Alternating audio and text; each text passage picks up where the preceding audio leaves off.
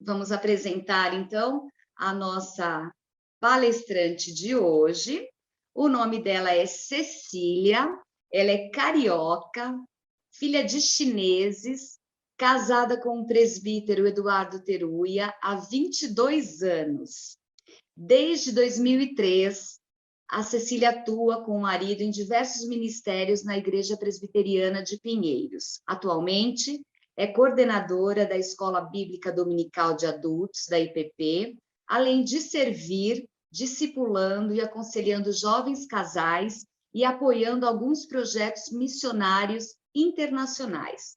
É formada em Engenharia da Computação pela Escola Politécnica da USP, com uma trajetória profissional em diversas empresas multinacionais. E a nossa palestra de hoje é Como glorificar a Deus através da minha vida financeira. Seja muito bem-vinda, Cecília. Agora é com você. Obrigada, Lu. Obrigada a todas. Boa noite. Eu sei que é um tema bastante complicado e complexo, mas o meu objetivo aqui é tentar fazer com que seja mais leve, que seja bem simples e prático. Tudo bem? Eu vou começar aqui compartilhando a minha tela, e vocês depois me avisem se vocês conseguem enxergá-la. Vocês conseguem? Sim, está aparecendo. Obrigada. Bom, agora eu não vejo mais a cara de ninguém, viu? Então, vocês me ajudem aí, qualquer coisa, se precisar, vai ter que abrir o microfone para poder dar um toque para mim. Tudo bem? Então, vamos lá. Como glorificar a Deus por meio da minha vida financeira, né?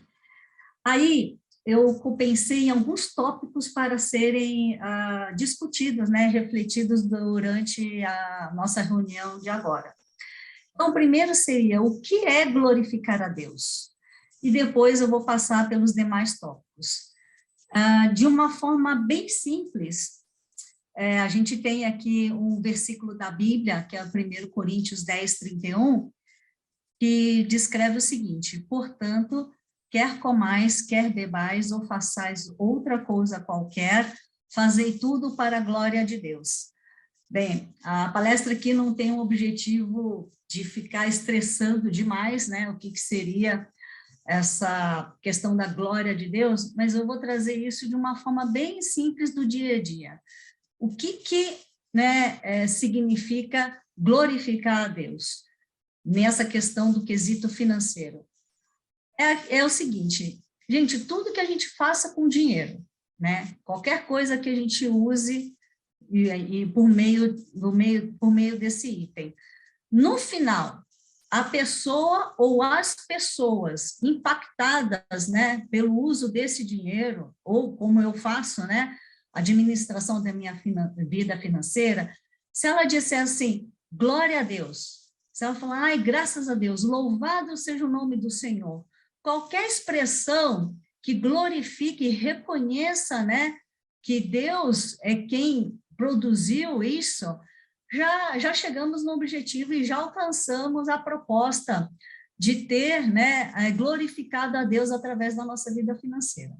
Então, de uma forma bem simples, qualquer coisa que eu fizer com o dinheiro e de alguma forma redunde numa expressão dessa forma como a gente acabou de falar aqui, é o que a gente quer no nosso dia a dia, tá? Coisa simples, né? Você vai, alguém está passando por uma necessidade, ou o irmão passando por alguma dificuldade, você chegar, pegar o dinheiro e ofertar, ou emprestar, ou fazer qualquer atendimento necessário para suportar e ajudar o próximo, já redunda em glória em Deus.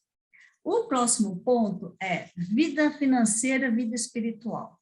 Eu coloquei aqui de propósito, né, esses dois tópicos, mas, na verdade, a gente tem que pensar e convergir para que a nossa vida, né, financeira e espiritual, elas andem em conjunto, elas andem juntas, que as ações que eu faço com o dinheiro, ou seja, as ações que eu faço na minha vida financeira, estejam compatíveis, consistentes com o que o Deus quer que a gente faça com o nosso dinheiro. Então, como é que a gente pode pensar em lidar, enxergar o dinheiro dentro da perspectiva bíblica? Como é que a gente pode começar a enxergar isso no nosso dia a dia? Então, tem um versículo aqui, que é o de Mateus 22, de 37 a 39. Respondeu-lhe Jesus: amarás o Senhor teu Deus de todo o teu coração, de toda a tua alma e de todo o teu entendimento. Este é o grande primeiro mandamento.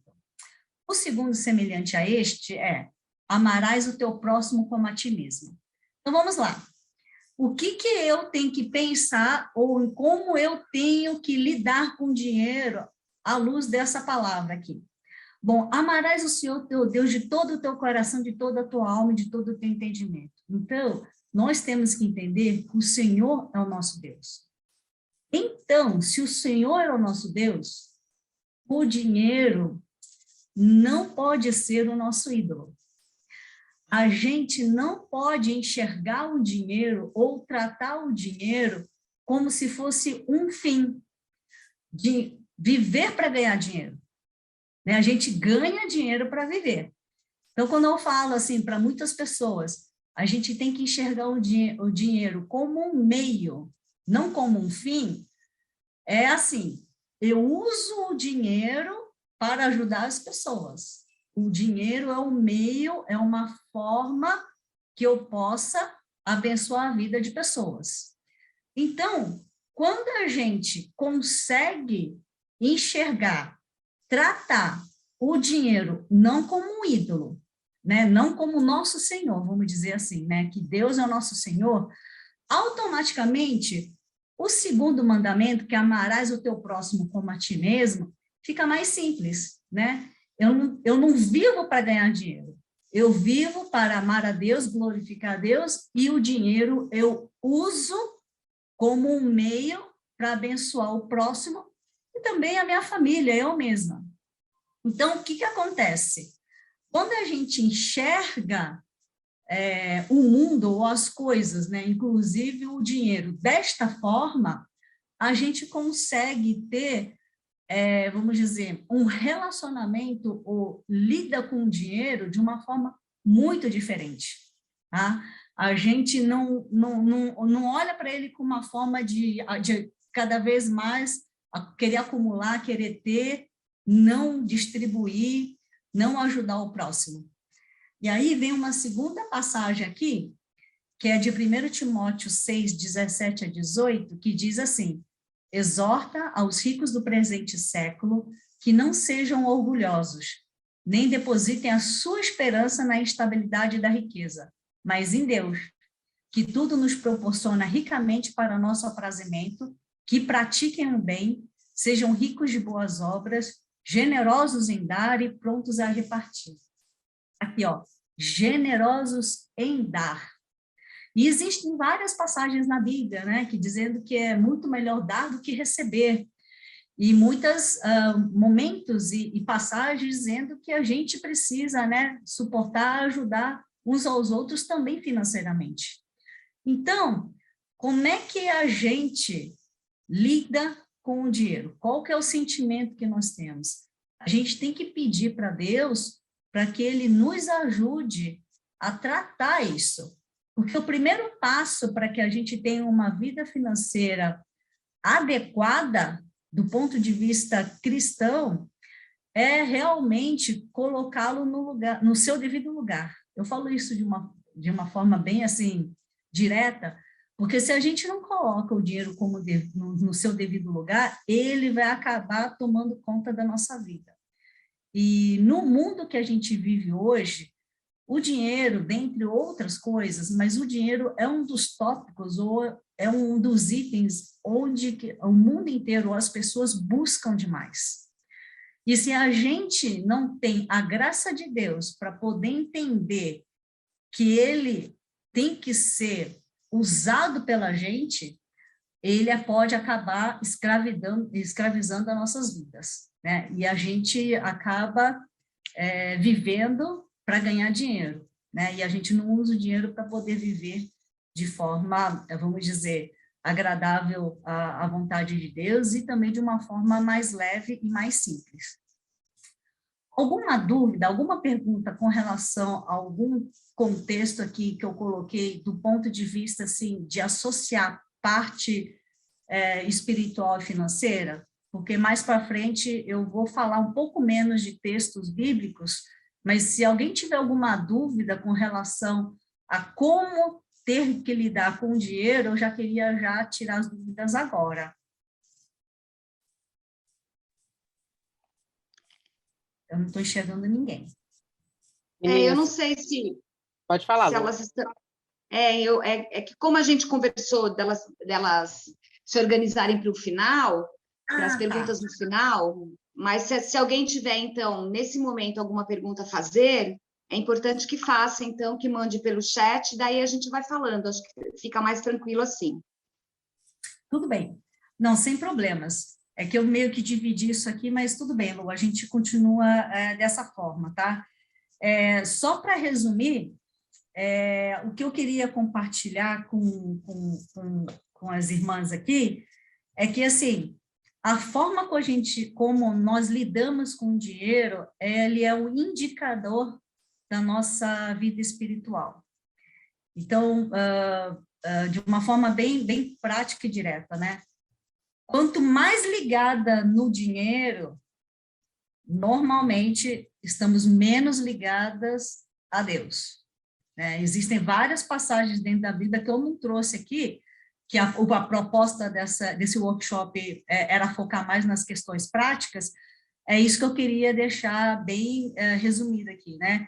Quanto mais próximo de Deus, como a gente coloca aqui nessas passagens aqui, primeiro e segundo mandamento, quanto mais próximo de Deus, mais longe, né, da idolatria do dinheiro a gente está. E a gente consegue usar esses recursos, o dinheiro, para ser bênção na vida das pessoas, na vida do próximo. Bom, depois, se as perguntas vierem, ou se tiver mais alguma questão de cunho entre a vida financeira e a vida espiritual, eu tento explicar mais para frente. Mas vamos falar agora sobre organização financeira, algumas coisas práticas que também eu vou trazer alguns versículos bíblicos mais para frente. Muita gente fala assim, organização financeira, assusta muita gente, né? Ai, meu Deus do céu, vai ter que organizar, não sou uma pessoa organizada e tudo, tal. O que significa isso, né? Eu vou dizer, tem muita coisa difícil, complicada na vida, mas essa parte aqui, pelo menos, a gente precisa lutar e trabalhar para a gente, vamos dizer, incluir no nosso dia a dia, né? Como eu digo para muita gente, nem sempre a gente faz tudo que a gente gosta, né? Tem coisas que a gente não gosta que precisa fazer. E a organização financeira é uma delas. Por quê? Aqui está a definição aqui. A gente precisa administrar os recursos que ganhamos, que é conhecido como receitas, com os recursos que gastamos, que também é conhecido como despesas. Para que a gente faz isso? Para a gente ter uma vida financeira saudável e sustentável. O que significa saudável e sustentável? Bem simples, tá? A gente, a maioria das pessoas aqui, eu imagino que deve ter contato, ou que imaginam, ou que já sabem fazer conta de adição e subtração, né? Mais e menos. Então, se eu pensar nessa ideia do mais e menos, a minha conta tem que estar sempre positiva, gente. Eu tenho que trabalhar para que a minha conta esteja positiva. Então, assim, é um maisinho, né? Mais, de preferência, acima de zero, né? Não ficar sempre perto do zero. E sustentável, por quê? Porque a gente vai ter que ver isso também um pouco mais para frente, tá? A gente precisa também ter paciência e disciplina. Por que eu digo paciência e disciplina? Nós entendemos que o trabalho é uma graça, é uma bênção de Deus. E a gente trabalha de forma honesta e a gente ganha o salário, o pagamento em cima desse trabalho que nós fazemos de forma honesta. Ninguém fica rico da noite para o dia, né? De forma honesta, trabalhando e exercendo a sua profissão. Então, o que que a gente precisa fazer? Todo dia, toda semana, todo mês, e trabalhando essa questão aí. E disciplina? Disciplina é a questão de ficar administrando, né, o que a gente ganha, o que a gente gasta, de uma forma também consistente. É difícil? É difícil. Mas a vida financeira, eu vou fazer um paralelo com a vida da questão do cuidado físico do nosso corpo. Eu sei que é péssimo, são dois exemplos assim difíceis para a vida de muita gente, né? Aí você fala assim, eu sei que tem que fazer exercício, Cecília, tem que fazer todo dia, mas é difícil, hein? Eu falei assim, pois é, tem que fazer todo dia. A parte financeira, eu vou até dar uma dica para vocês que não vai precisar fazer isso todo dia, não. Mas, pelo menos, você vai ter que fazer isso com uma certa frequência. Você precisa controlar e ver, tá? Outra coisa que é muito difícil nas famílias é que tem que ser discutido e tem que ter o envolvimento da família. Aí a pessoa fala, vixe, agora então a casa caiu, né? Porque para quem é solteira, que vive sozinha, ok, né? Tá ótimo, eu controlo minhas contas, faço com ela o que eu quiser e tudo tal. Mas para aquelas que estão, né, numa fase diferente da vida, que estão ou casadas somente, e outras ainda que estão casadas e têm filhos. Como é que a gente faz isso?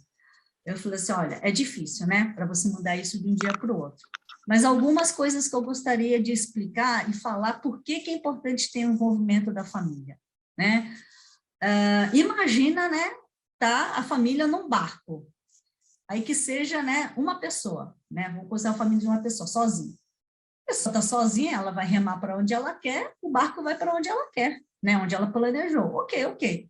Não estou discutindo aqui se o caminho, o destino é bom ou não, mas assim, ela vai conseguir chegar, né, devagar e tudo, mas vai.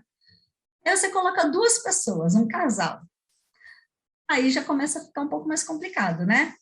Porque se eu tenho um remando para um lado, outro remando para o outro, não vai chegar a lugar nenhum, né? Vai ficar paradinho, né? Ou então, um faz o esforço, né, em fazer a parte da organização financeira, outra pessoa não faz absolutamente nada. Concorda que remar um barco com uma pessoa para andar é muito mais fácil do que com duas, né? Fica mais pesado, fica mais difícil, a outra pessoa é um peso morto. Então, é para vocês conseguirem entender como é que isso influencia para você chegar num ponto onde vocês querem planejar e chegar. Aí você pensa numa família já com filhos, com um, dois ou mais filhos. Fica muito mais difícil. Eu sei que é difícil, tem muitas coisas que precisam ser quebradas. O dinheiro e a parte financeira, especificamente no Brasil, eu sei que é um assunto muito complicado, muito difícil de ser tratado em família, e às vezes com filhos muito mais difícil ainda. Mas por que eu falo que isso é importante, né?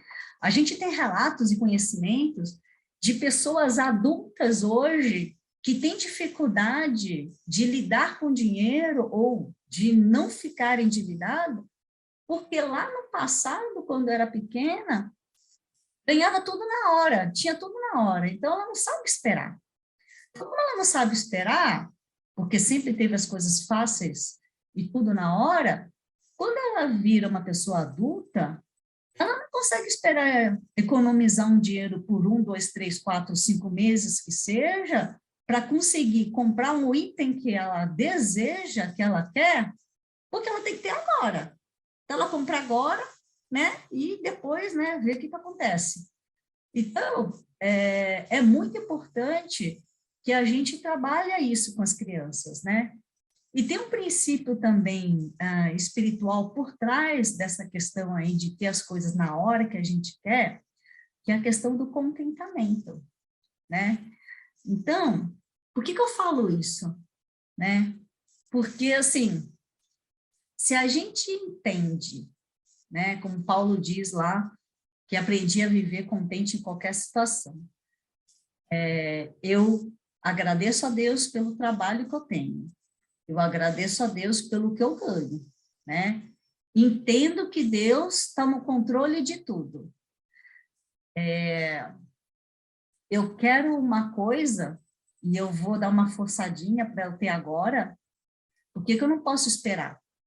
Tem pedidos que a gente faz para Deus que é mais ou menos a mesma coisa, né? A gente pede, só que ele não dá às vezes na hora, ele dá depois. Agora, porque um item pode ser comprado, eu vou forçar a antecipação de alguma coisa que eu poderia ter mais para frente, de repente não era o momento ainda de ter. Então, o princípio espiritual por trás disso também está nessa questão do contentamento, né? E também saber esperar. Não é tudo que a gente quer que a gente precisa ter naquele momento. Pode ser adquirido ou pode ser assim comprado posteriormente, sem ter a preocupação ou o problema de endividamento no momento inadequado. Tá? Bom, como que a gente começa? Aí tem algumas coisas assim que eu gostaria de falar. Bom, a gente, como cristãs, a gente tem que começar sempre orando. Dependendo de que situação que você está, para aquelas que nunca fizeram isso, ou nunca cuidaram, ou lidaram com dinheiro, né, planejamento e tudo, fala assim, Deus, eu quero mudar a minha situação, eu quero aprender a fazer isso, né? Me dá condições, onde que eu posso buscar, me dê disposição, disciplina, vontade para poder seguir, né? E também, a leitura da palavra de Deus nos ajuda bastante em como lidar ou o que fazer com dinheiro, tá? Então, existem algumas passagens na Bíblia que a gente consegue fazer isso também. Existem outros recursos, além da oração e da Bíblia, que hoje em dia, né, na internet mesmo, a gente tem que tomar cuidado, né, porque não é tudo que a gente vê na internet que vamos dizer, é bom, é realmente correto, mas a gente tem livros também que falam sobre dinheiro, como organizar, como lidar com isso, e a gente tem à nossa disposição um vasto conhecimento. Hoje eu digo que, diferentemente há 10 anos atrás ou mais, a gente tem muito acesso à informação, não é problema de falta de informação, é falta de realmente usar aquilo que a gente sabe. E eu que estava falando para a Lu um pouco antes, é o seguinte, você não precisa querer aprender tudo de uma vez, para ser uma expert em planejamento financeiro, eu tenho que ler esses 10 livros, depois desses 10 livros aí eu vou fazer, sei lá, um curso, depois... Não, são coisas básicas e simples que a gente começa e aos poucos a gente vai melhorando o controle e o trabalho que a gente faz em cima disso. Por exemplo, né, falei da questão do orar, a questão de ler a Bíblia. Quando você lê a Bíblia, você já sabe que tem uma coisa que você vai ter que fazer com relação à sua vida financeira. Você não fala, a gente não falou lá no início, o que é glorificar Deus? O que é glorificar Deus no final alguém fale, né, louvado seja o nome do Senhor e tudo tal. E a proposta da nossa palestra hoje é como glorificar Deus por meio da minha vida financeira. Bendito, né, versículo que quase todo mundo, né, fica com a cara torta quando olha isso aqui, mas, gente, é a palavra de Deus. Se nós entendemos e sabemos que ela é a nossa referência de vida, a gente tem que trazer os dízimos à casa do tesouro para que haja mantimento na casa do Senhor, né? E provai-me nisto, diz o Senhor dos Exércitos, se eu não vos abrir as janelas do céu e não derramar sobre vós bênção sem medida, né? Muitas vezes, esse texto normalmente é tratado do cunho financeiro, mas se a gente for pensar bem direitinho o que Deus faz nas nossas vidas, a gente, assim, devolver 10%, a gente devolve com espírito de gratidão mesmo, né? É Ele que faz a gente acordar, abrir os olhos de manhã cedo, é Ele que faz com que nós tenhamos saúde para poder levantar da cama, né? É Ele que nos dá disposição, é Ele que nos dá inteligência para a gente conseguir aprender coisas novas. É uma infinidade de bênçãos, coisas simples que a gente faz que a gente não tem a menor noção, que a gente muitas vezes não dá a menor assim, valor, e a gente só dá valor o dia que a gente perde, ou então o dia que a gente tem uma parada forçada, né? Eu vou dar um exemplo recente que aconteceu aqui em casa com meu marido. Ele teve que fazer uma cirurgia no olho, e parece bobeira, né? O olho é um órgão assim bem simples, que muitas vezes a gente não se preocupa, não olha, e aí fez a operação e tudo, e ficou assim, parado, quase que assim, né, morto, durante o dia da operação. Aí a gente fala assim, nossa, né, é Deus que faz com que nós possamos ter saúde, que nós estejamos de pé, que nós consigamos enxergar e consigamos trabalhar, tá? Então, devolver 10% do que Deus nos dá ao longo, né, do mês de trabalho é mais que assim, não vou dizer que é pouco, né, para não falar que... Mas, assim, é um valor estipulado e a gente entende que Deus está no controle de tudo e Ele sabe o que é o melhor para nossas vidas. Então, é uma coisa que a gente não discute e faz, né? E eu digo para vocês que quando a gente faz isso de coração e faz realmente por obediência, a gente experimenta várias bênçãos, né? Não só de forma material, mas também de outras formas na nossa vida. E a gente tem compartilhado isso e falado também com outras pessoas, e todo mundo que é fiel nesse ponto realmente é abençoado por Deus. E outra coisa que gostaria de compartilhar com vocês é assim, aí tem um outro lado, né?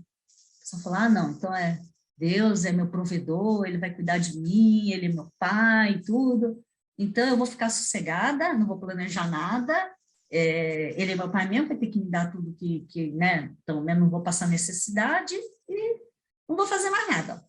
Ou então vou fazer o mínimo necessário. Ou então vou fazer assim, quando me der vontade. Aí eu falo, não, gente, tem uma frase aqui de Martinho Lutero que eu acho assim muito interessante e quase sempre me vem na cabeça para me ajudar a ver até onde que eu chego ou até onde que eu deixo Deus levar para frente. Essa daqui. Ore como se tudo dependesse de Deus e trabalhe como se tudo dependesse de você. Então, dando alguns exemplos aqui. Eu estou tentando fazer aqui um curso, né, de pós-graduação. Eu fiz, né? Vou dar, então, uma experiência prática minha, que fica mais fácil. Quando eu estava trabalhando numa empresa, eu queria fazer um curso de pós-graduação, pensando já no futuro para pegar uma posição de cunho executivo, né? Pegar uma gerência ou diretoria um pouco mais para frente. E aí eu falei assim, Deus, eu gostaria de fazer um curso de pós-graduação. Mas aí eu comecei a procurar e tudo, tal, fiz, orcei e tal, eu falei assim, não, se eu guardar isso aqui tanto, tal, se eu puder ver tal, eu falei assim, mas se eu fizer tudo, mesmo assim eu só vou conseguir pagar metade do curso. Esse curso é muito caro, eu não consigo pagar 100% do curso. O que eu fiz? Orei para Deus, cheguei e falei assim, o negócio é o seguinte, eu vou falar com o meu chefe, com a empresa, e propor que eu pago 50% e a empresa paga 50%. Por que também isso, né? Porque os cursos eram de dia inteiro, de sexta e sábado. Então, se eu fizesse durante 1 ano e meio esse curso de pós-graduação, a empresa teria que me liberar de trabalhar às sextas-feiras de 15 em 15 dias, e eu teria que gastar o meu sábado de 15 em 15 dias para ficar nesse curso, né? Então, assim, a empresa me liberava na sexta e eu teria que liberar do meu tempo livre, do meu lazer pessoal, também para ficar lá no sábado. Meio a meio, né? Tanto do tempo como também da parte financeira. orei para Deus, mostrei o plano assim, e falei assim, olha, Deus, eu consigo chegar até aqui, mais do que isso, acho muito complicado, vai apertar muito orçamento de casa e tudo, mas seja o que o senhor quiser. Cheguei, falei com o meu chefe, apresentei a proposta, falei, olha, eu tenho esse plano, eu quero estudar, eu quero crescer aqui na empresa, eu gostaria de fazer esse curso, mas também para não deixar a empresa pagar tudo sozinho, fazer tudo, eu vou entrar com uma parte. Eu vou entrar com metade da parte financeira e vou entrar também com a parte do tempo, porque eu vou ter que gastar os sábados também para ficar fazendo o curso. Meu chefe levou isso para o pessoal da RH, levou para os chefes dele, e depois de 1, 2 semanas, ele retornou dizendo que foi aprovado o pagamento, né, da metade do curso pela empresa. Então, é isso que eu queria trazer para vocês, que a gente tem que pensar em formas, né, de crescer, sonhar e falar assim, não, beleza, né, até aqui eu consigo chegar, depois disso não dá. O que a gente faz? Leva e coloca nas mãos de Deus. E se for da vontade dele, se estiver dentro do plano de Deus para a nossa vida, ele vai permitir fazer isso, tá? Bom, e aqui nos finalmente, aqui para depois passar para perguntas e respostas. Dicas para melhorar a vida financeira. Eu trouxe algumas dicas aqui, básicas, não são difíceis de fazer, tá? Mas são básicas, para todo mundo entender o que precisa ser feito, mas a gente pode também discorrer de outros assuntos à medida que a gente trate as perguntas posteriormente. Então, vamos lá. Dicas para melhorar a vida. A primeira todo mundo sabe, mas assim, muita gente não faz, mas vai ter que estar aqui, né? É gastar menos do que ganha. Gente, aí eu falo de novo, né? Questão do contentamento, né?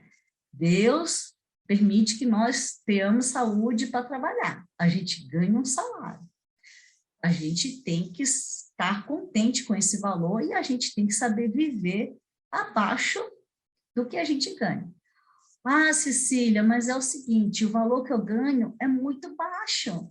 Não consigo pagar minhas despesas. Eu não sei, tá? Não vou entrar no mérito aqui de saber quais que são as suas despesas. Se você chega num momento e num ponto que fala que não tem como diminuir as suas despesas, então dá na hora de pensar em procurar algum outro trabalho ou então algum tipo de renda extra para conseguir aumentar a renda e ter, né, uma entrada, né, uma receita maior do que você gasta. Não tem como você ter uma vida financeira saudável e sustentável se a gente gasta mais do que ganha. A conta não fecha, aí é simples, né? A conta tem que ficar assim, né, positiva, maisinho. Não dá para ficar com um sinal negativo de menos na frente do número dentro da sua conta corrente. Vamos lá. Não tenha dívidas ruins. Esse é um termo que eu chamo aqui, coloco, e aí eu queria exemplificar o que seria dívida ruim. Não tem dívida boa, tá? Mas vamos falar dívidas não ruins. Aí eu vou falar depois do que seriam dívidas ruins. Dívidas não ruins são aquelas dívidas que a gente dificilmente conseguiria juntar o dinheiro para comprar à vista. Por exemplo, né, compra de uma casa, é um exemplo clássico, né? É muito difícil uma pessoa juntar um dinheiro, né, ao longo de alguns meses para conseguir comprar uma casa própria à vista. Então, nesse caso aí, eu considero uma dívida não ruim. Você querer ter a casa própria, conseguir avaliar as condições de financiamento e entrar no financiamento. Agora, também não adianta entrar no financiamento que você não consiga pagar as parcelas do financiamento. Então, assim, eu já estou partindo do princípio que, pelo menos, a parcela do financiamento que é fechado com o banco, com a instituição financeira, seja possível e cabe dentro do seu orçamento. Agora, casa própria, financiamento de crédito, né, educacional, que isso é muito importante também, né? Às vezes a gente não tem condições de pagar um curso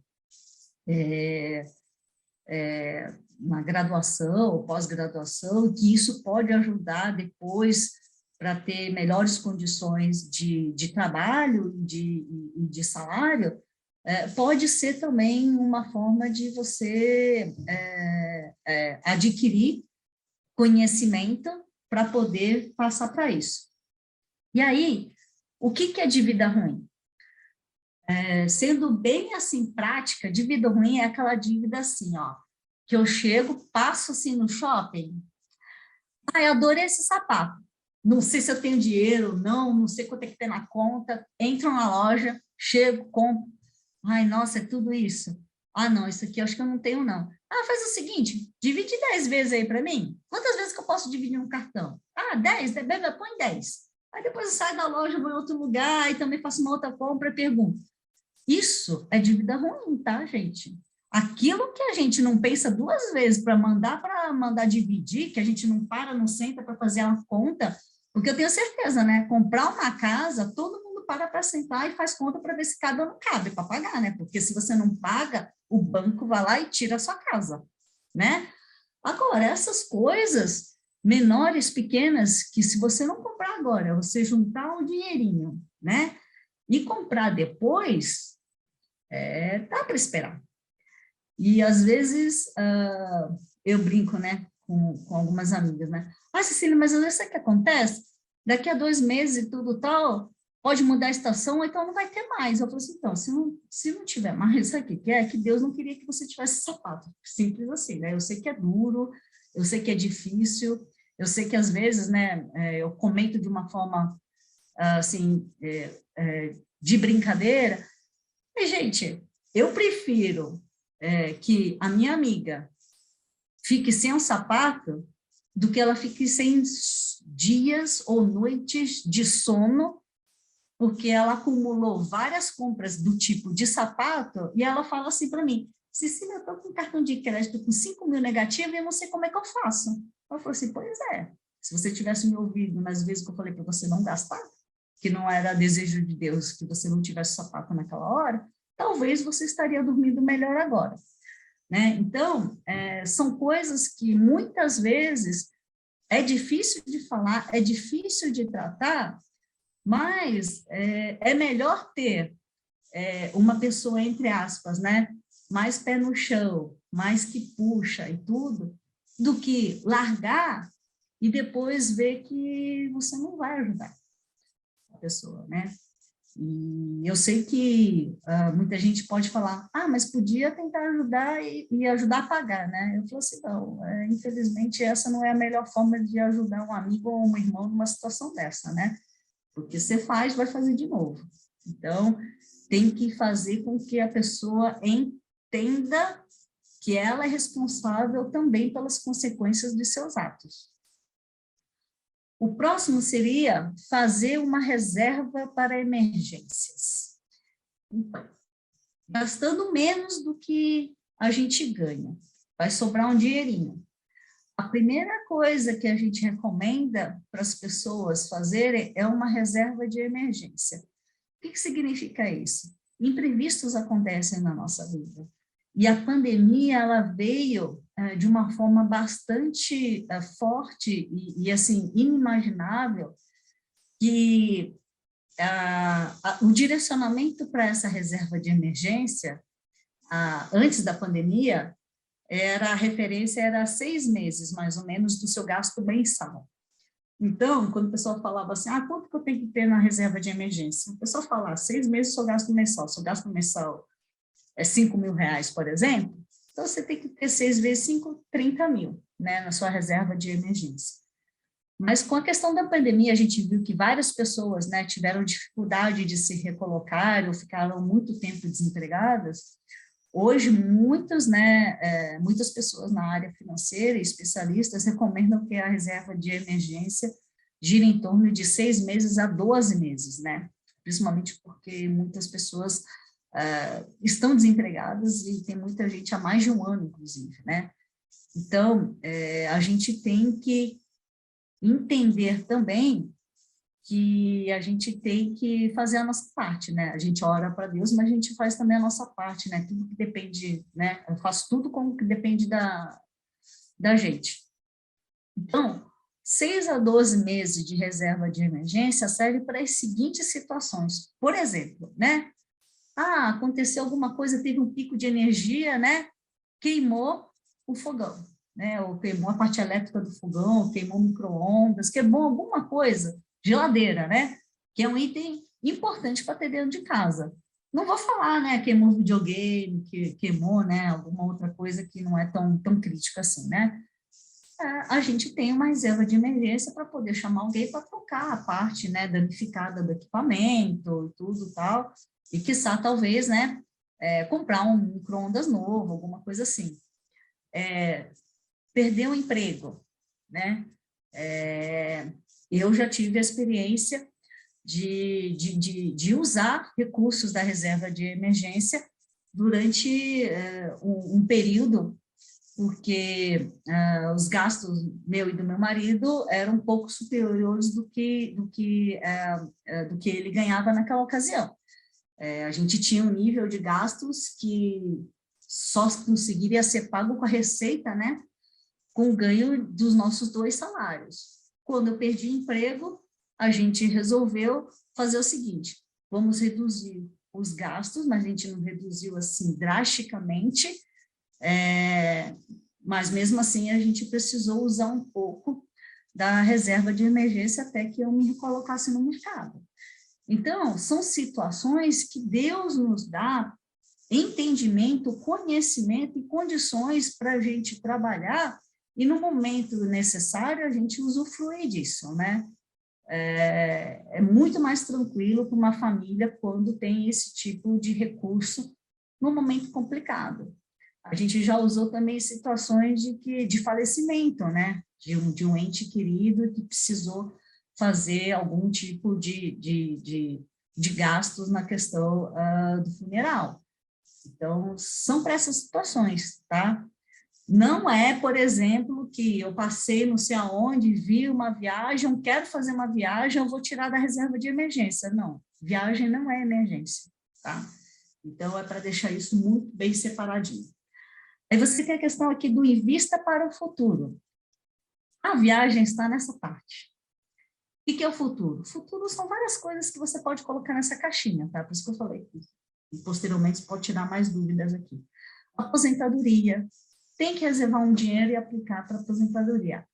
Na maior parte da população, a aposentadoria do governo não é suficiente para manter o nível padrão de vida das pessoas. Então, você tem que ter uma previdência complementar ou algum tipo de investimento que possa, né, fornecer algum recurso, né, depois, posteriormente, para complementar a previdência social.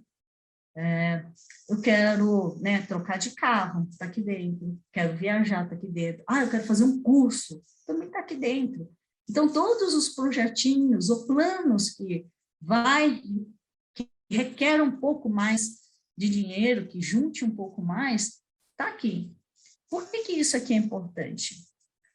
Porque eu digo o seguinte: quando a gente não planeja, não pensa, não sonha, não põe no papel, eu chego, passo numa loja e falo assim: olha, nossa, esse sapato aqui está por R$100. Eu vou lá e compro, né? Está R$100, beleza.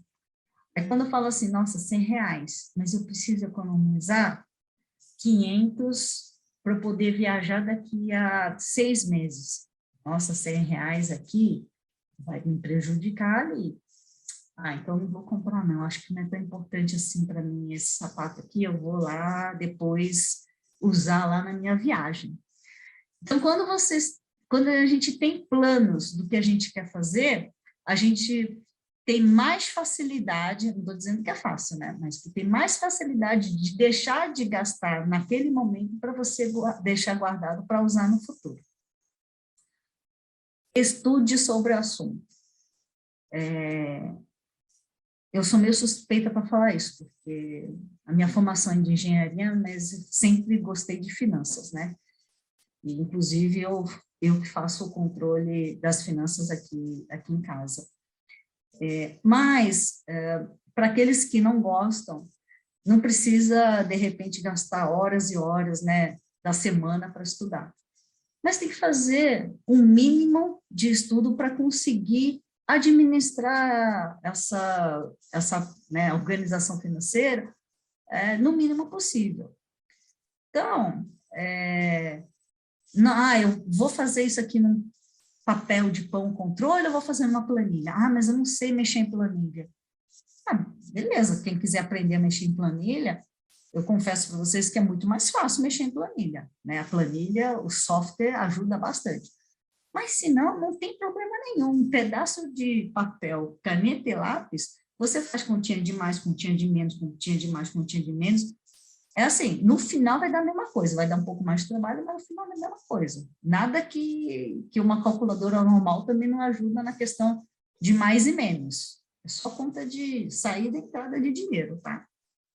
E por que a gente fala sobre estudar sobre o assunto? É a questão, assim, de produtos financeiros que existem no mercado, né? A gente tem produtos bons, produtos ruins e produtos melhores, né? E dependendo do projeto que você quer, né? Um produto de aposentadoria, ele, né? Quando você pensa em aposentadoria, não é o mesmo produto que você vai aplicar para reserva de emergência. Tem que entender o básico disso para você não colocar o dinheiro num lugar que depois você não consiga mais usar, tá?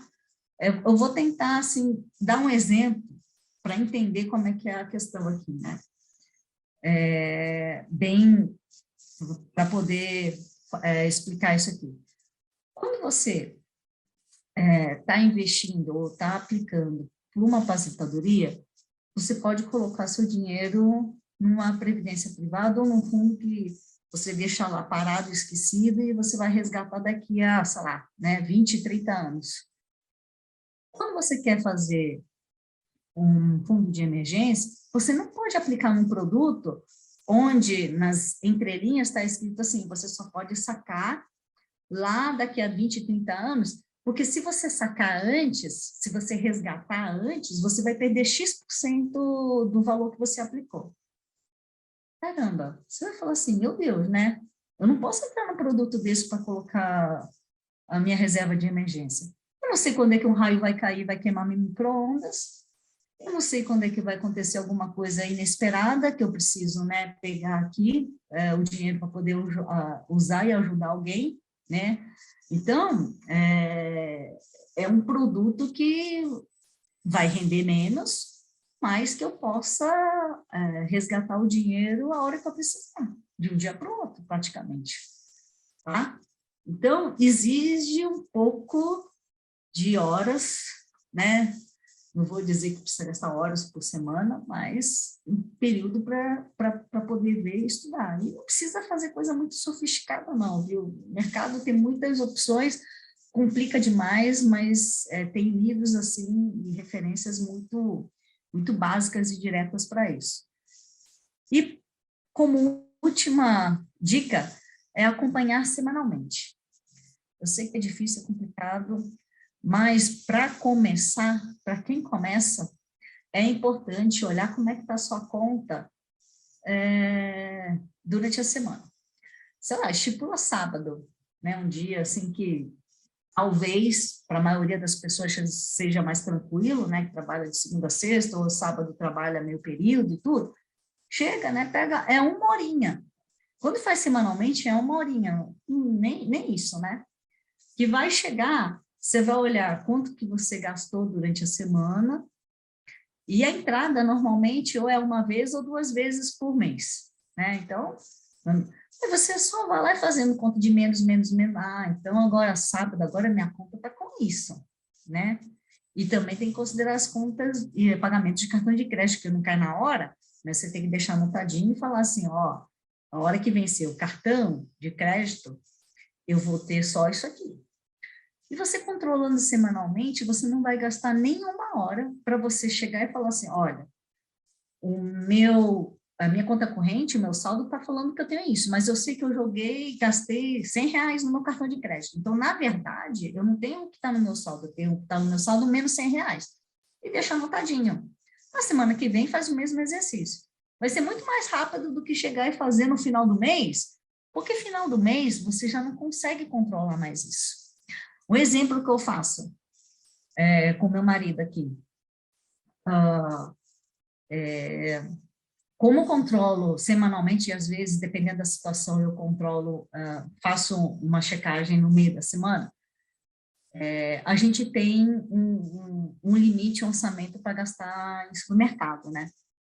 E ele adora fazer compras. E ele passa em todos os corredores e quer sair comprando tudo que é novidade e tal.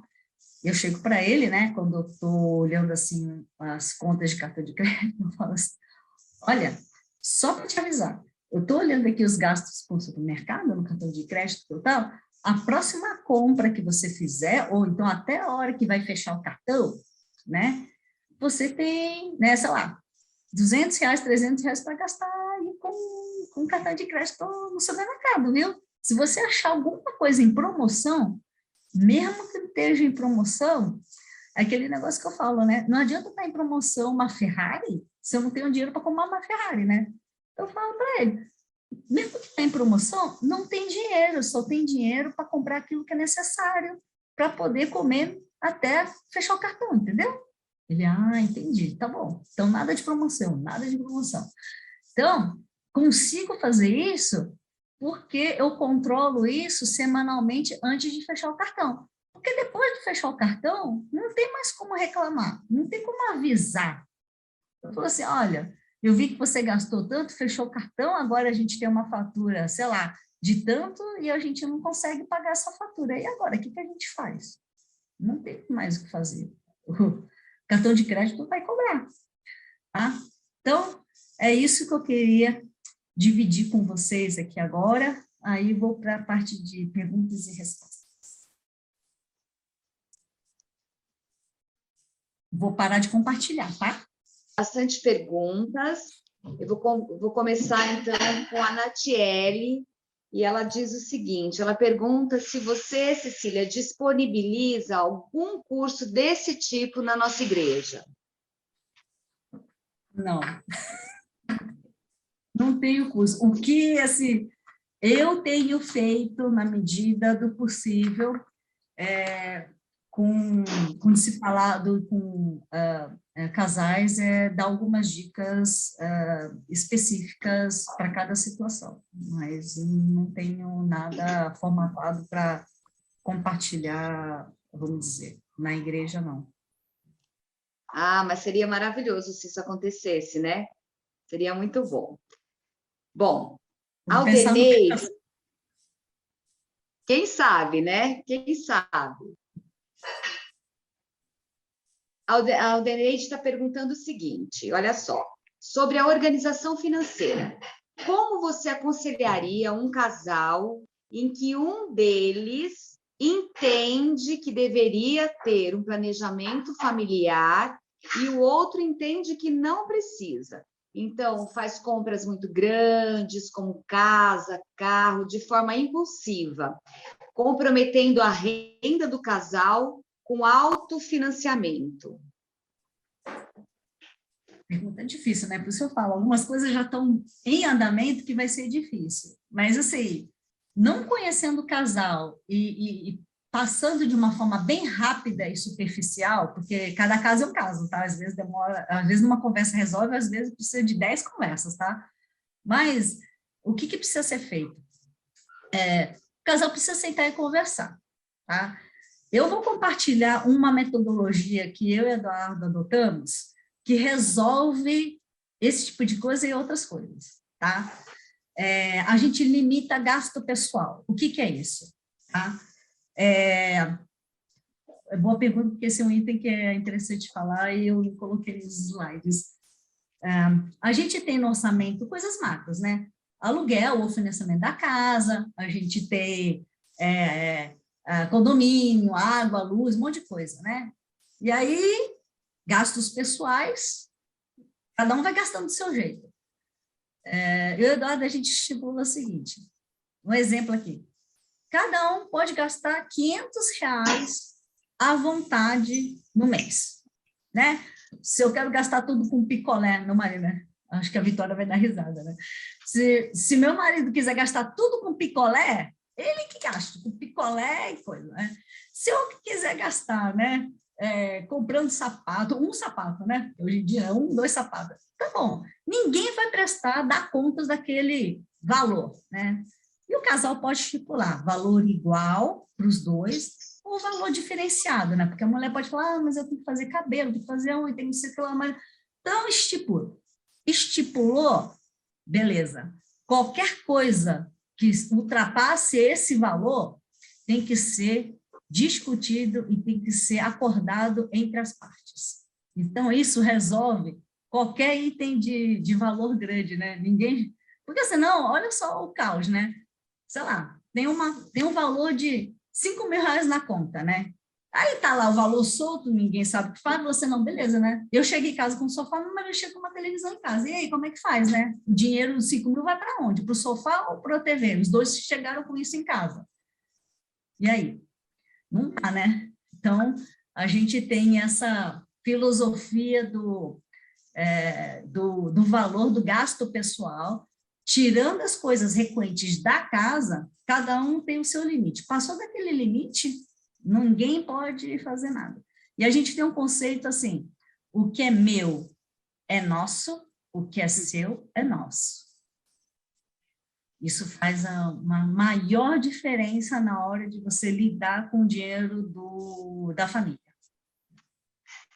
Porque a gente sabe que tem muitos casais, muitas famílias que não compartilham, não discutem, não falam, e aí não conseguem nem ter projetos em comum, direito, né? Tem projetos, mas não conseguem ter isso de uma forma, vamos dizer, profunda.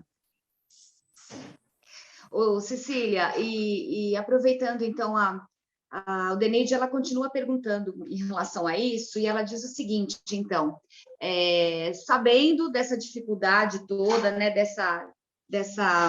de cada um pensar de uma forma, como que a gente aborda isso com o outro, né, biblicamente? Como que eu trato disso, né? Porque é de uma forma tão difícil, e a gente tem que ter um cuidado tão grande, né? Porque essa questão de o que é meu, o que é seu, isso é uma coisa que eu vejo acontecendo nas famílias, nas relações, né? E como que a gente aborda, então, a importância dessa questão compartilhada, dessa renda compartilhada, dessa abertura mesmo, né? Que a gente tem que ter um com o outro, da verdade no casal, né? Bom, eu acho que a partir do momento que você casa, que tem aquele versículo, né, que o homem sai da casa dos seus pais e casa com o seu marido, os dois estão numa só carne, gente, você é uma só carne, é uma só sonho, né, projetos de família, é uma coisa só, entendeu? Eu não estou falando que não possam ter opiniões distintas, pelo amor de Deus, tem que ter discussão, tem que ter... Eu acho importante comprar uma casa, outro acho que é importante comprar um carro. Os dois debatem e tudo tal, mas tem que chegar num acordo. O que eu falo é assim, tem que chegar num acordo. Ok, vamos dizer assim, né? Então, vamos comprar um carro primeiro e a casa depois. Então vamos comprar a casa primeiro e depois o carro, entendeu? Aí, os dois vão trabalhar para aquilo lá, entendeu? Sim. Que seja a casa ou o carro primeiro. Comprou um primeiro, o outro não vai chegar e falar assim, não, agora eu quero mudar. Não, mudar não, né? A gente combinou que é um depois o outro. Se você quiser enfiar alguma coisa, é depois do carro e da casa, ou casa e carro, né? Tem que ter conversas maduras nesse sentido, tá? É isso mesmo. Bom, a Regiélida está perguntando o seguinte, o que você acha da teoria da prosperidade tão difundida hoje em muitas igrejas e constante em todo o nosso derredor? Ai, gente, essa pergunta eu gostaria de deixar para os pastores, né? Mas tudo bem, eu respondo aqui. A teoria da prosperidade, ela não é bíblica, tá? Então, assim, é realmente difundida, é realmente, assim, atrai muitas pessoas, né? Mas Deus não fala que a gente não possa ter e passar por situações difíceis, né, financeiras, né? Quer Pode ser por diversas razões que a gente não sabe. Pode ser por provação, pode ser, inclusive, por disciplina, porque a gente tomou uma, né, tomou uma decisão errada no passado, que Deus permitiu, agora, né, assuma as consequências, né? Ou então, às vezes, é uma provação mesmo, né? E a gente experimenta o agir de Deus também nessa hora, né? E às vezes até mesmo para experimentar algumas coisas, ferramentas. Eu fiquei desempregada durante um período, né? E ali eu vi funcionar e eu ser abençoada na questão da reserva da emergência, que permitiu que nós passássemos por alguns meses com, né, vamos dizer, né, com a cabeça tranquila, sabendo que Deus estava no controle, mas nesse período eu estava procurando emprego, mandava currículo, corria, fazia as entrevistas e tudo tal, e enquanto isso, Deus foi mostrando que você, olha, dá certo, né? É bom, ainda bem que você fez, né? Fez o trabalho da formiguinha, né? Trabalhou no verão, agora, né? No tempo de desemprego, conseguir, vamos dizer, viver de uma forma menos tensa. Certo. Bom, a Yúria está perguntando o seguinte, ela gostaria que você comentasse, muito embora eu acredito que você já tenha falado sobre isso, e eu vou emendar com a outra pergunta da Simone aqui de baixo também, que também está relacionada. Ela fala o seguinte, gostaria que você comentasse sobre a renda do casal, ser compartilhada ou contas divididas, o que você sugere? E a Simone está perguntando, ter conta conjunta ajuda? Uhum.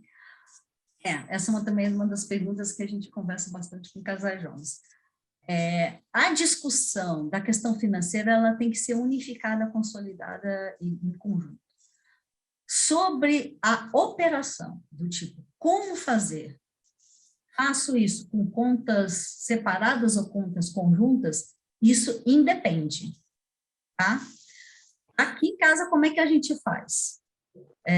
Por questões operacionais. Como sou eu que controlo, o que a gente faz? A entrada de um, a entrada do outro, chega, caiu, jogo na conta conjunta. A conta conjunta, ela centraliza todos os gastos. Então, condomínio, água, luz, TV, sai tudo dali. Por quê? Porque sou eu que controlo. Uma única pessoa. Facilita a vida, né? Eu tenho dois, né? Vamos dizer, pego aqui, né?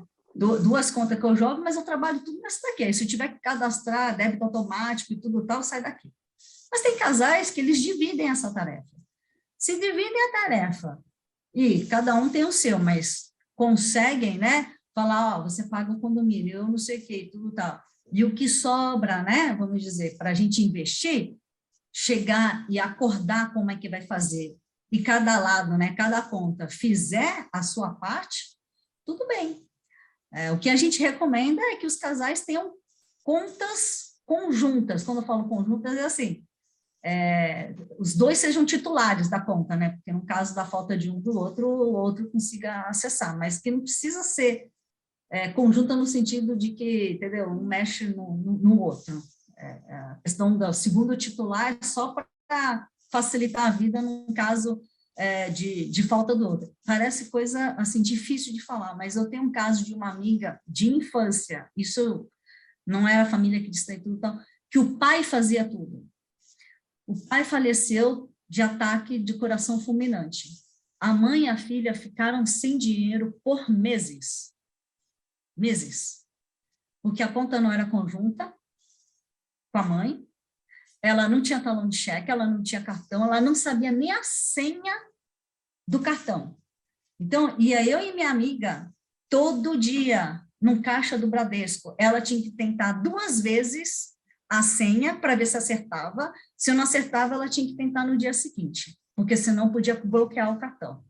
Então, com medo de bloquear o cartão, e enquanto isso rodava o negócio do inventário, não sei o que e tal, na justiça para poder liberar o dinheiro para a esposa. E as duas ficaram assim, dependendo de parentes, por meses até conseguir ter o dinheiro liberado do marido. Falecido. Então, quando eu conto essas histórias, eu falo, olha, gente, às vezes as coisas não acontecem com a gente, mas acontecem com os outros, que a gente fala, ó, coloca o nome, né, do seu marido, da sua esposa, mesmo que ela não use a conta, mas para poder facilitar a vida, É isso. É muito importante mesmo. Bom, tem outra pergunta da Yuri que ela diz o seguinte: gostaria que você falasse sobre a mulher cristã que trabalha fora. Sei que há cristãos que condenam isso. Gostaria que você comentasse sobre. Ai, quer dizer, agora, no momento, não estou trabalhando fora, né? Mas sempre trabalhei fora. E não tem nenhuma, vamos dizer, nenhuma passagem bíblica que condena que a mulher não trabalhe fora. O que talvez as pessoas entendam e vejam essa questão, eu acho que é muito pessoal. Eu também respeito muito, eu sei que tem mulheres que abriram mão, né, de uma carreira profissional para cuidar da casa e dos filhos, né? A minha mãe nunca, não, minha mãe sempre trabalhou fora, né? E eu vejo várias pessoas e tudo e tal. E eu também tenho amigas e conhecidas que trabalham em casa, que também não deixa de ser um trabalho, né? O que é importante garantir é que as coisas da casa funcionem bem, né? Se você faz isso sozinha, ou se você tem uma pessoa que te ajude a fazer isso, tá tudo bem, não tem problema nenhum. Mas isso realmente é uma coisa que precisa ser discutido dentro da vida do casal, né? E é muito importante também que discuta isso antes de casar. Então, mulheres, meninas que estão solteiras, né? Quando vocês forem casar, verifiquem como é que o marido pensa nisso, porque depois que casa, o marido começa a pressionar você não ter uma vida profissional e você quer, é um item que precisaria ter sido alinhado e discutido anteriormente, né? Porque é muito difícil você chegar a abrir mão de uma vida, vamos dizer, profissional própria, né? Mas cada um faz e segue conforme queira, né? Mas só para dizer, não tem nada na Bíblia falando que a mulher não pode trabalhar fora. Pelo amor de Deus, senão aqui acho que, sei lá, metade pelo menos estaria aqui, né? Fora, né? Estaria fora, incluso eu no processo aqui. Bom, vamos lá. A Ana Jaqueline está perguntando: o marido pode emprestar dinheiro para a esposa ou vice-versa? Vamos dizer, se o que é meu é nosso, o que é nosso é meu, não faz muito sentido. Eu acho que essa pergunta só acontece aquela história que você falou, Lu. O que é meu, o que é seu. Agora, porque você empresta para outro, né? Mas se a gente está no princípio, se é nosso, né? De que somos, né, uma só carne, que é nossa, não cabe, vamos dizer, essa pergunta não se aplica nesse contexto, né? Sim, sim. Bom, elas estão perguntando também o que fazer para a gente evitar compras impulsivas. Olha, gente, uma vez eu ouvi isso, né, vi isso, na verdade, lendo uma matéria, saia sem cartão, só com dinheiro. Se você tá mal, você sabe que pode fazer uma besteira, porque aí você só vai ter só aquele dinheiro para você gastar, entendeu? Não saia com cartão, não saia com nada. Só com o dinheiro da volta da passagem do ônibus, vamos dizer assim, entendeu? Porque nem a passagem do ônibus você vai gastar, porque senão você não volta para casa. É verdade. Agora, uma coisa que assim, é super importante também. Como que a gente começa a se organizar no meio de dívidas? A gente está enrolada aqui com dívida. Qual é o primeiro passo? Por onde começar, então, para sair desse monte de dívida que às vezes a gente acaba se colocando? Tá, então a gente vai fazer o seguinte, vai dividir as dívidas. Eu tenho a dívida 1 com a empresa tal, aí você coloca lá o valor, né? Dívida 2, dívida 3, você vai colocando. Aí depois você vai ver, aí é um trabalho, né? Tem que estudar, assim, quando eu falo estudar, quanto que eu pago de juros em cada dívida? Aí a ordem de pagar é o seguinte, né? Pega aquela dívida que tem maiores juros, né? E vai lá e tenta, né, renegociar. Isso para todas, tá? Estou falando a ordem, né? Tipo assim, dia 1, dia 2, dia 3, né? Vai lá, tenta renegociar, né? Dívidas menor, juro menor, então o objetivo é começar pelos maiores, né? Renegociando e diminuindo a taxa de juros, porque o que mata a gente na questão de pagar, né, a dívida é que no final você paga 3, 4 vezes o valor que você inicialmente comprou e aí realmente você só sustentou o banco, né, vamos dizer, ou então a empresa de forma financeira. E o que tem acontecido muito, que precisa estar ligado, é que a Serasa, em conjunto com várias outras instituições, os bancos agora, eu vim anunciando, eles estão abrindo oportunidade para renegociar dívidas, né, tirando, sei lá, 50% dos juros. Gente, isso é uma oportunidade que tem que estar atento e chegar e sentar e fazer. E por que é importante a gente saber quanto que a gente gasta e quanto que a gente ganha, fazer essa conta? Porque quando você for lá renegociar, você sabe, você tem que saber, porque como é que você vai chegar para um banco, né? Eu vim querer renegociar a dívida. Minha dívida é de 1.000. Ok. Em quantas parcelas você quer pagar? Aí eu falo, eu não sei quantas parcelas eu quero pagar, mas eu sei que eu consigo pagar R$100 por mês. E quantas vezes eu vou ter que pagar R$100 por mês para pagar essa dívida? Agora, como é que você vai chegar para o banco para falar que você consegue pagar R$100 se você não fez a sua conta, seu dever de casa, para ver se sobra R$100? Sim. Porque se não sobra R$100, vamos dizer que sobra 50. Você não pode ir no banco para falar que você vai pagar R$100, porque você não vai conseguir pagar R$100.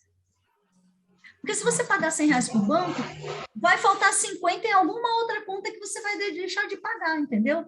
Por isso que é importante. A primeira dica que é gastar menos do tal, mas na parte lá do organização financeira, a gente tem que saber o quanto que a gente ganha, o quanto que a gente gasta, porque essa diferença aqui é que vai ajudar a gente a definir como é que a gente renegocia as dívidas. E um de cada vez, tá?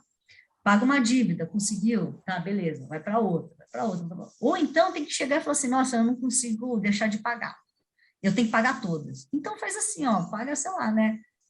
Eu tenho 5 dívidas, sei lá, tenta renegociar, eu vou pagar 50, deixa eu tirar de porcentagem e falar em números que talvez ajude. Em todas as dívidas aqui, a parcela, eu vou ter que dar R$100 em tudo. Mas essa daqui, que é a primeira, eu vou pagar R$50, porque é a que tem maior quantidade de juros aqui. A outra eu vou pagar 20, depois essa aqui eu vou pagar 10. Entendeu? Mas essa que eu pago maiores juros, eu vou tentar acabar com ela o mais rápido possível. E as outras você também vai pagando. Tá? Essa é o raciocínio que a gente pode adotar e pensar, né? Pagando parcelas, valores menores nas dívidas com juros menores e pagando maior montante nos que têm juros maiores. Cecília, um cuidado que eu acho que a gente também tem que ter extremo é com esses empréstimos bancários, né? Porque, assim, é um absurdo, os juros, assim, são absurdos, né? E eu tenho visto muita gente enrolada com essa questão no banco, assim, dívidas de muitos e muitos e muitos anos, difíceis da gente sair, né? E é muito fácil, na verdade, né? Também, de conseguir.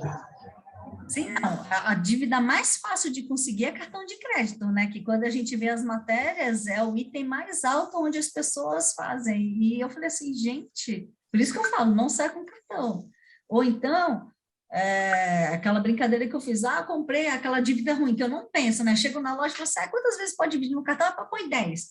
Aí você fez essa compra dividida em 10, aí amanhã você faz outra conta, semana que vem você faz...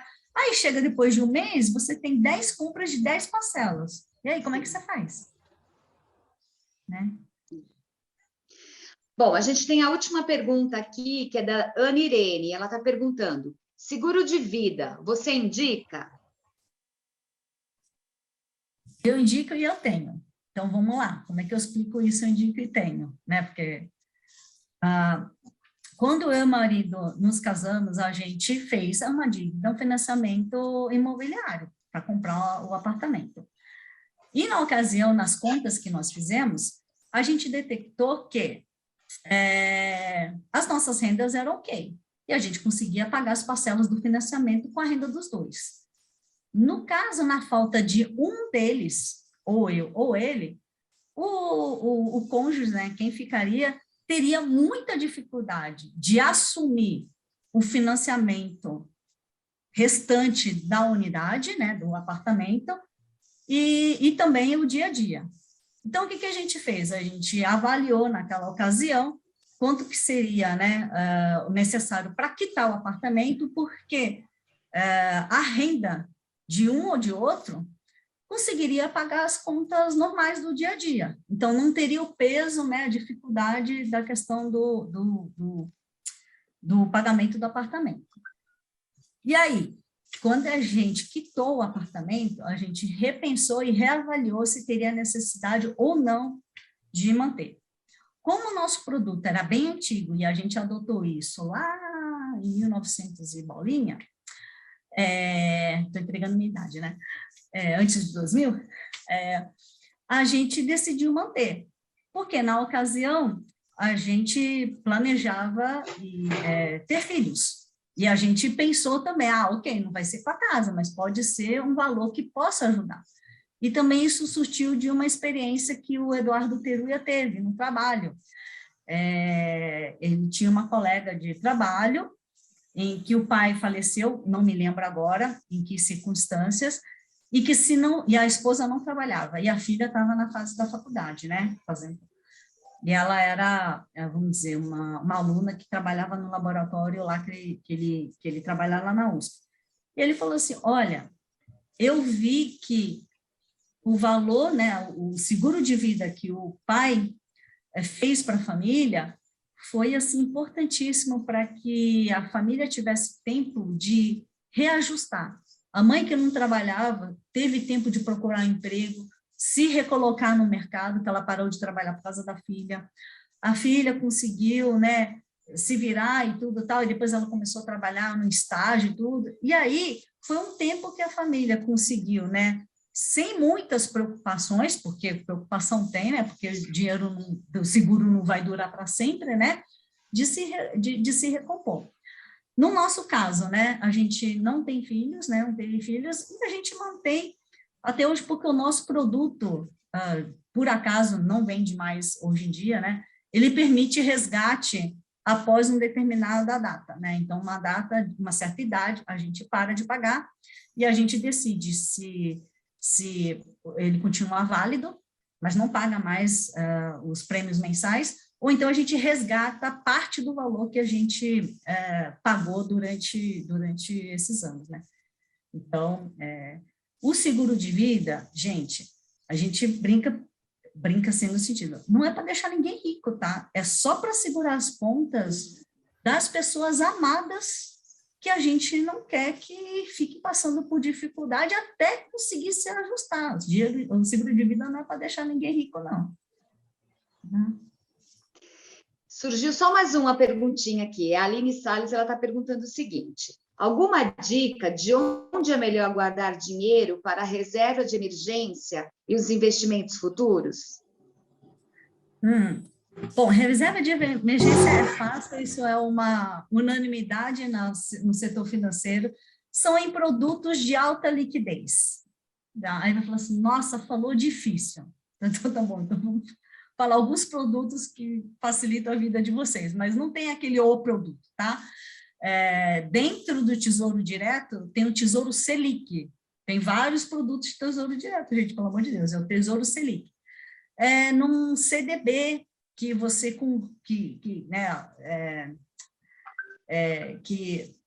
não, CDB, não é CDB, pode ser CDB ou qualquer outro produto que renda, né, 100% ou mais do CDI, e que tenha resgate imediato, né? Porque tem CDBs que você só pode resgatar do tipo assim, por isso que eu falo que tem que ler as entrelinhas. Você pede o resgate hoje, mas ele só vai te dar o dinheiro daqui a 30 dias, daqui a 60 dias. Então, tem que ser um produto, né, do tipo CDB que é possível, que renda tantos por cento, né, próximo de 100 ou mais de 100 do CDI, que se você pedir resgate, ele vai te pagar entre hoje ou amanhã, né, no dia útil seguinte. Então, é mais ou menos essas orientações para a reserva de emergência, tá? Você tem que... Aí você vai falar, nossa, Selic e esses CDBs aí que você pega dia seguinte não rende quase nada. Realmente, a proposta da reserva de emergência não é ter rendimento, a proposta é, precisei do dinheiro, tá ali, entendeu? Mas ela rende mais do que deixar parada na conta corrente, porque na conta corrente não vai render nada, tá? E investimento para o futuro, assim, pode ser qualquer um. Quando eu falo qualquer um, é assim, eu quero fazer uma viagem daqui a 3 anos. Existem produtos que você pode procurar no mercado que você vai conseguir resgatar daqui a 3 anos. Eu quero para minha aposentadoria. Existem produtos que eu posso resgatar daqui a 20, 30 anos. Aí depende de caso a caso. O investimento para o futuro já não é uma resposta assim mais direcionada e direta, que nem reserva para emergência, Lu. Tá. Olha, a Meriane está perguntando também o seguinte: você acha que esse é o melhor momento para negociar dívidas, dado a instabilidade do cenário econômico? Eu não digo dada a instabilidade do cenário econômico, eu digo pelas circunstâncias, né, da pandemia. Muitas empresas eu vi que foram mobilizadas, né, nesse sentido aí, e eu acho, se não me engano, eu vi que a Serasa, juntamente com uma série de instituições, fizeram 2 campanhas durante a pandemia para fazer questão lá do Limpa Nome, não sei o nome do programa direito, Limpa gente. Nome. Então, se não me engano, foram 2 vezes, né? Eu acompanho as notícias e tudo, né? Mas como eu não tenho dívida, de vez em quando eu não me apego muito, mas se não me engano, foram em 2 momentos dentro da pandemia que eles fizeram isso. Tem que aproveitar. E se não tiver nada no momento, o não a gente já tem. Não custa nada fazer o dever de casa, saber mais ou menos e chegar lá, bater na porta da empresa que, né, tá devendo, e falar assim, olha, eu tenho uma proposta aqui para a gente renegociar aqui a minha dívida, posso? Gente, qualquer empresa vai preferir renegociar. Para eles é melhor receber alguma coisa do que receber nada. Tá? Bom, a gente não tem mais tempo, tenho certeza que tenho muitas outras perguntas, mas infelizmente o nosso tempo se esgotou.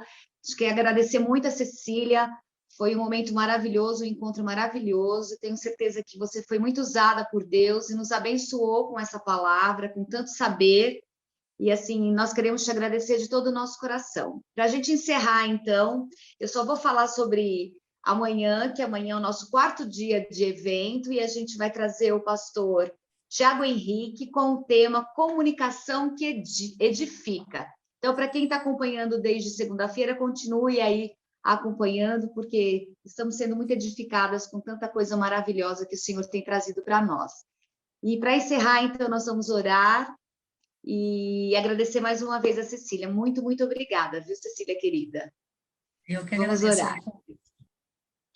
Senhor, meu Deus, muito obrigada por este encontro tão maravilhoso. Obrigada porque o Senhor separou pessoas maravilhosas para estarem aqui juntas, com o coração aberto, Senhor, para ouvir a sua palavra, para ouvir as experiências trazidas pela Cecília, Senhor, e nós fomos profundamente abençoados por tanto conhecimento, por tanto saber e, acima de tudo, pela tua palavra, Deus. Queremos te honrar com as nossas atitudes, com os nossos pensamentos, e queremos te pedir a tua orientação para que, daqui para frente, Pai, possamos nos organizar em relação às nossas questões financeiras, para que possamos te honrar mais uma vez, Deus. Ajuda-nos nas nossas dificuldades, esteja conosco, nos abençoando, abrindo os nossos olhos e nos dando entendimento para que possamos fazer o nosso melhor, Pai. Em nome de Jesus, dá-nos uma noite de descanso, esteja conosco, continue nos acompanhando por mais esta noite e que amanhã possa ser um novo dia, que as suas misericórdias mais uma vez se renovem em nossas vidas e que possamos te honrar mais uma vez com a nossa vida. É o que nós te pedimos e te agradecemos em nome de Jesus. Amém.